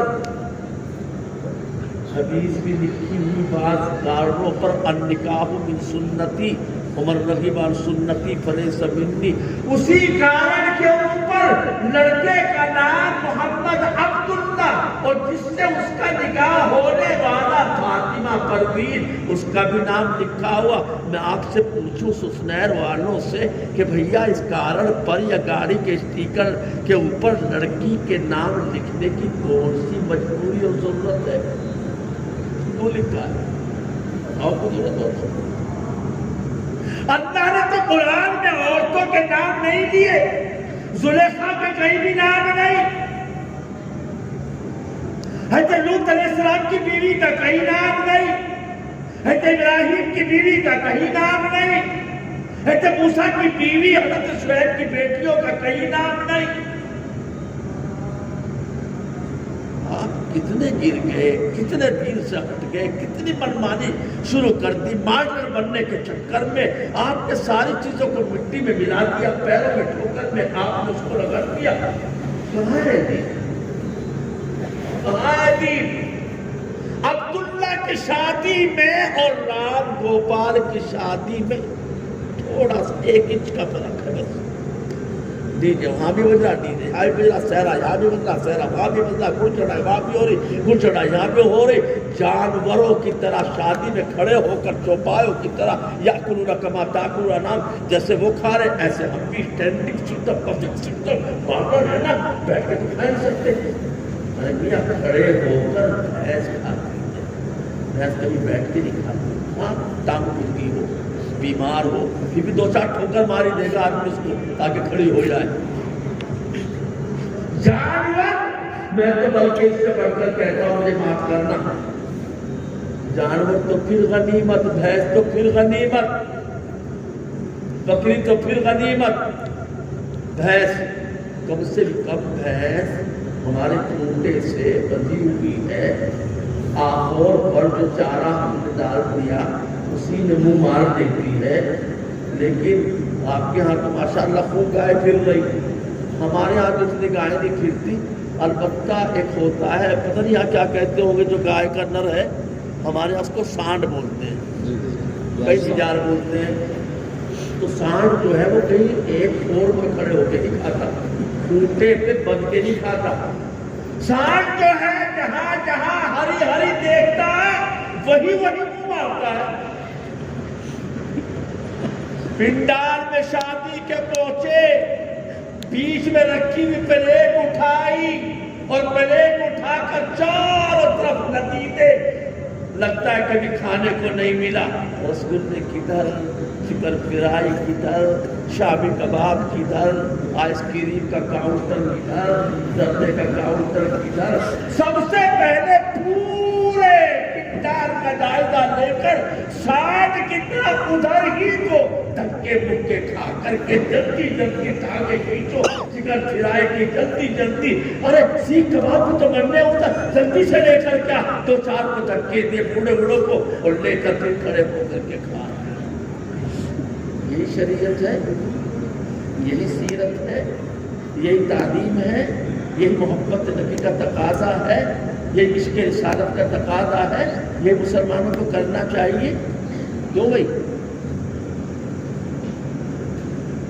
سوچو، غور کرو، تمہیں بتا رہا تھا۔ حضرت مریم ابھی پیدا بھی نہیں ہوئی تھی، ماں امید سے تھی۔ تو حضرت مریم کی ماں نے جب لگا کہ میں ماں بننے والی ہوں تو انہوں نے نظر مان لی اللہ کے لیے، ربی انی نذرت لک ما فی بطنی محررا۔ ہماری ماں بہنیں غور سے سنے اس واقعے کو اور آپ سب بھی سنیں۔ نظر مانی ہے پروردگار، جو بھی کچھ میرے پیٹ میں ہے میں اس کو تیرے لیے نظر مانتی ہوں، یعنی تیرے دین کے راستے کی خدمت کے لیے چھوڑ دوں گی۔ چنانچہ جب پیدائش ہوئی تو لڑکا نہیں پیدا ہوا، لڑکی پیدا ہوئی، کہنے لگی ربی انی وضعتها انثی ولیس الذکر کالانثی، اللہ میاں تو لڑکی پیدا ہو گئی، وہ لڑکا لڑکی جیسا تو ہوتا نہیں. میں نے اس کا نام بھی رکھ دیا انی سمیتھا مریم. میں نے اس کا نام رکھا کہ مریم رکھا ہے. پیدائش ہو گئی, نظر مانتی تھی. نظر کو پورا کرنے کے لیے اپنی بچی کو لے کر بیت المقدس پہنچ گئی. بیت المقدس کے جو ٹرسٹی تھے, متولی تھے, انہی متولیوں میں حضرت زکریا بھی تھے علیہ السلام. اپنی بچی کو حوالے کر دیا ذمہ داروں کے. یہ بچی آج سے آپ کی ہے, بڑی ہو کر جھاڑو لگائے گی, صفائی کرے گی, اللہ کے گھر کے بیت المقدس کے کام کرے گی. میں نے تو نظر مانتی ہے, بچی کو چھوڑ کے چلی آئی. بچی چھوڑ کے چلی آئی تو متولیوں کے بیچ میں جھگڑا ہو گیا. ہر ایک آدمی کہتا بچی تو میں پالوں گا, میں لے جاؤں گا اپنے گھر. جب ہر ایک دعویٰ دار کھڑا, میں لے جاؤں گا, میں پالوں گا, میں کروں گا. اللہ نے قرآن میں بیان کیا ہے کہ اللہ کو معلوم جب تم جھگڑ رہے تھے ایہم یکفل مریم, مریم کی کفالت نگرانی, اس کی ذمہ داری کون نبھائے گا. تم جھگڑ رہے تھے آپس میں تو اللہ نے قرآن اندازی کروا دی. قرآن اندازی کرائی تو قرآن نام نکلا حضرت زکریا علیہ السلام کے. رشتے میں خالو بھی ہے حضرت مریم کے, حضرت زکریا اللہ کے نبی بھی ہے, ان کا نام پورے میں نکل آیا. چنانچہ حضرت مریم کو حضرت زکریا لے کر اپنے حجرے میں اپنی خانقاہ میں آگے. وہ کب والا زکریا, حضرت مریم کو پالا پوسا, کفالت فرمائی, تربیت فرمائی حضرت زکریا علیہ السلام. حجرے میں رکھتے تھے, دروازہ بند کر کے بازار چلے جاتے تھے, جہاں بھی جانا ہو کر چلے جاتے تھے, واپس آتے تھے, دروازہ کھول دیتے تھے. ایک دن جب حضرت زکریا اپنے حجرے میں اپنی خانقاہ میں واپس تشریف لائے, کلما دخل علیہا زکریا المحراب, جب حضرت زکریا اپنی خانقاہ میں داخل ہوئے, ووجد عندہا رزقا, تو انہوں نے دیکھا کہ حضرت مریم کے پاس کھانے پینے کا پھر موسم کا سامان رکھا ہوا ہے. سیب کا موسم نے سیب تر تازہ, انگور کا موسم نے انگور رکھے ہوئے, انار کا موسم نے انار رکھے ہوئے. ذرا غور کیجیے گا,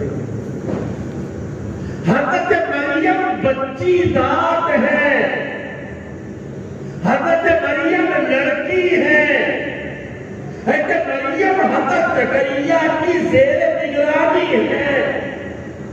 حضرت مریم کے پاس تر و تازہ کھانے پینے برتنے کا سامان رکھا ہوا ہے. حضرت زکریا تو فکر میں پڑ گئے, ماتھا ٹھنک گیا, لڑکی ہے, کون لایا سامان؟ لڑکی صاحب کے پاس یہ سامان کون لایا؟ ایسا تو نہیں کسی بد مزاج نے, کسی لڑکے نے جال میں پھانسنے کے لیے ڈورے ڈالنا سب تو نکل دیا کہیں. حضرت زکریا نے یہ سوچا چلو تحقیق کریں گے, انکوائری کریں گے, پتہ چلائیں گے کون آیا تھا, پھر دیکھیں گے, سمجھائے بجائیں گے. نہیں, جیسے ہی دیکھا حضرت مریم کے پاس تو تازہ کھانے پینے کے سامان کو ووجد عندہا رزقا, قال یا مریم انا لکی ھذا.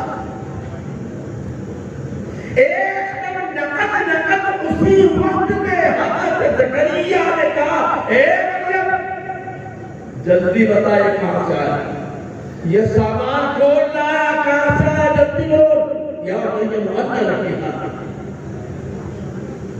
حضرت مریم نے جواب دیا, کیوں پریشان ہو رہے, کیا شک کر رہے, کیا کیا سوچ رہے, کوئی نہیں آیا یہاں خیر اجنبی, کوئی لڑکا, کوئی آدمی. قالت ہوا من عند اللہ, جو کچھ میرے پاس رکھا ہے یہ اللہ کے پاس سے آیا ہے، اور اس میں تعجب کی حیرت کی کیا بات ہے؟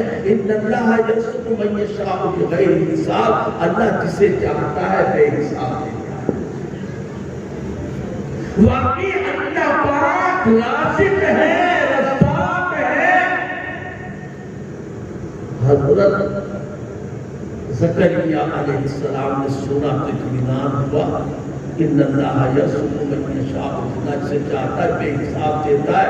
باقی وہ ضرورت سے فضو دیتا ہے، فضو کے معنی زیادہ، ضرورت اتنے کی اتنا دیتا ہے، وہ ضرورت سے فضو دیتا ہے۔ عقل حیران ہے کیوں دیتا ہے؟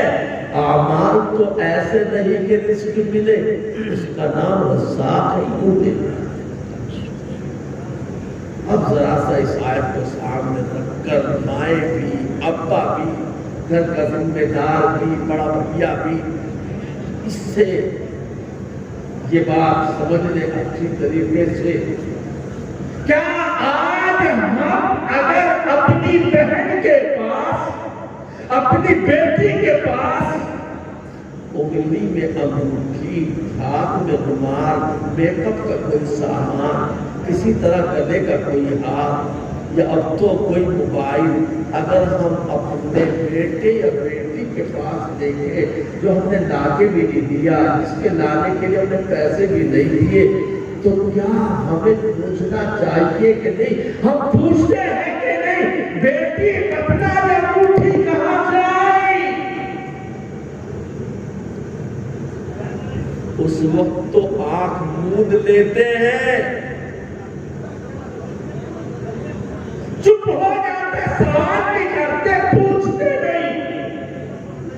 پھر جب پانی سر سے اونچا ہو جاتا ہے اور پھر جب بات آگے بڑھنے لگتی ہے اور پھر جب لڑکی کو موقع نہیں مل پاتا ہے اور پھر جب وہ آسم پٹی لے کر گھر میں چپ چاپ نہ کھاتی نہ پیتی پڑ گئی ہوتی ہے، تب ابا جی آتے ہیں، مولانا شفیق صاحب پتہ نہیں لڑکی پہ کچھ اوپرا سا اثر ہو، کئی دن ہو گئے روٹی روٹی نہیں کھا رہی، پانی بول بھی نہیں رہی، اوپرا اثر ہو۔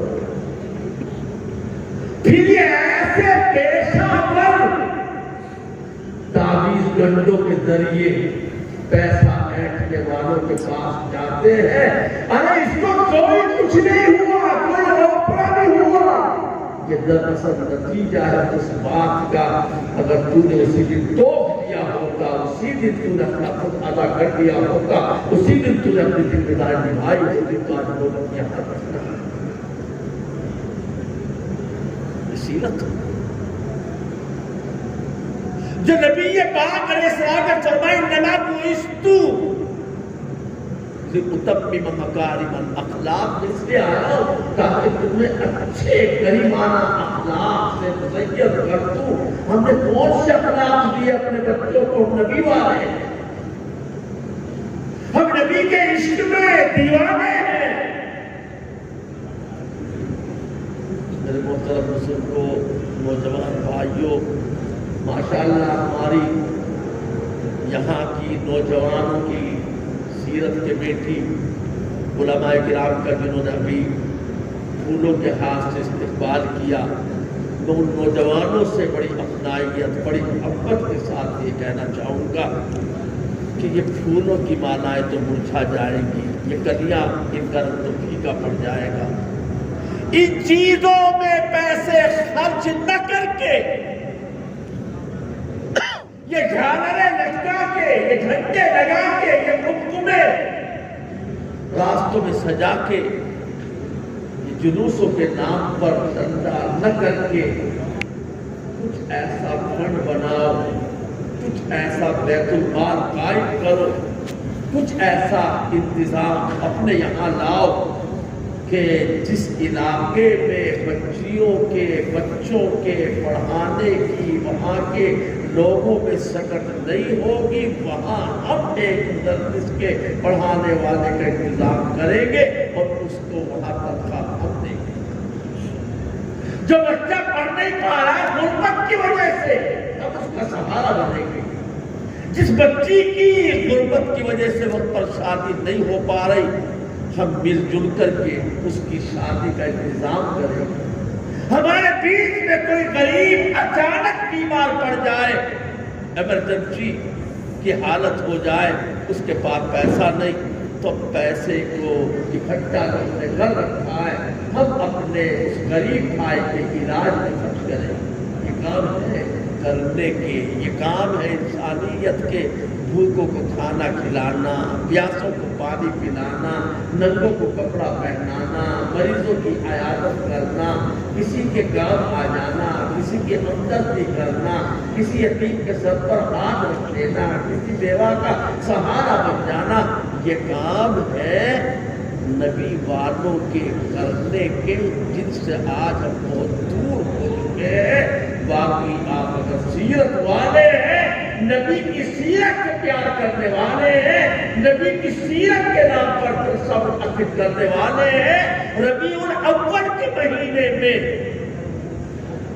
آپ چاہیں حضور پاک صلی اللہ علیہ وسلم کا، اگر پہلی بات تو یہی جھگڑا ہے، یوم وفات مناتے کہ یوم ولادت، یہ نہیں پتہ چلا میں تو آج تک یہ 12 وفات ہے یا 12 میلاد ہے؟